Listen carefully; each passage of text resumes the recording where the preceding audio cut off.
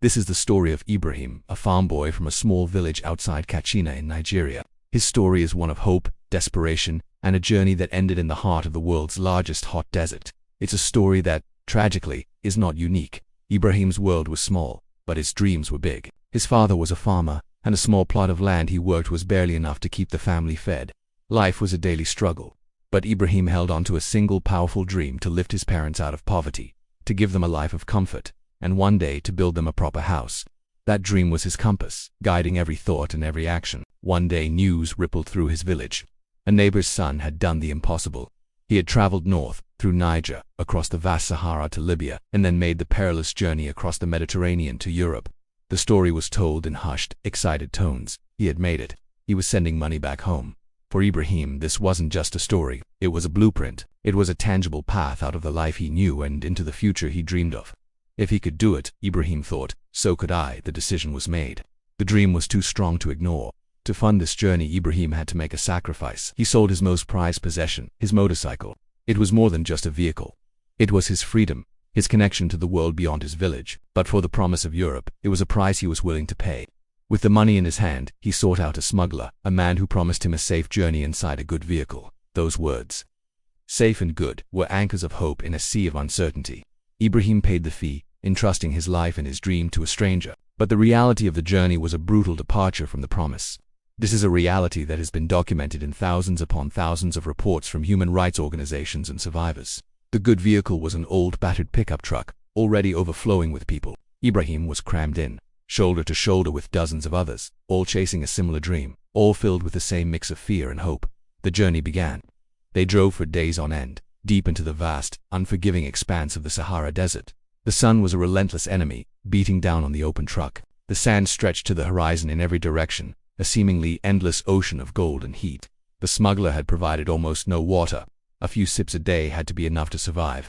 The journey was a blur of exhaustion, thirst, and the constant, rattling motion of the truck. Somewhere on the treacherous route between Agadez in Niger and Sabah in Libya, a stretch of desert known for its dangers, the truck began to struggle. It was too heavy. The driver, with a cold indifference, made a decision.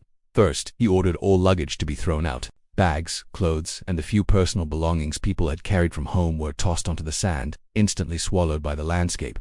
But it wasn't enough. The truck was still too slow, so the driver made another calculation. Human lives were weighed against the speed of the journey. He decided the cargo was still too heavy. Without a word of warning, he stopped the truck and threw 3 passengers out. 3 people who he deemed were slowing the journey down. They were pushed from the truck and left standing in the middle of nowhere, watching as the vehicle, and their last hope, disappeared into a cloud of dust. Ibrahim was one of them. The Sahara does not give second chances. For those abandoned without water, without shelter, without any sense of direction, it is a death sentence. The heat is suffocating, and dehydration can claim a life within hours. This is the grim reality faced by countless migrants. Smugglers, who view them not as people but as disposable cargo, regularly abandon them to their fate. It's a business model built on a complete disregard for human life. International organizations have documented mass graves and countless individual stories of men, women, and children left to perish in the sand. For Ibrahim, his dream ended there, under the immense, silent sky of the desert. His body was found the next day by a rescue patrol, one of the few that dares to venture into these lawless areas. But they were too late. The boy who just wanted to build a house for his parents was gone. Back in his village, life goes on. His parents still wait for a call. They still believe their son made it to Libya. They imagine him working, saving money, getting ready for the next leg of his journey to Europe. They tell their neighbors he is doing well. No one has had the heart to tell them the truth. No one has been able to tell them that their son's journey ended just a few days after it began, and that his final resting place is an unmarked spot in the vast Sahara. Ibrahim's story is a powerful reminder of the human cost behind the headlines about migration. These are not just numbers. They are individuals with dreams, families, and hopes for a better life. They are people who are so desperate that they are willing to risk everything, including their own lives, on a promise that is often a lie. The networks of smugglers and traffickers prey on this desperation, profiting from human suffering on an industrial scale.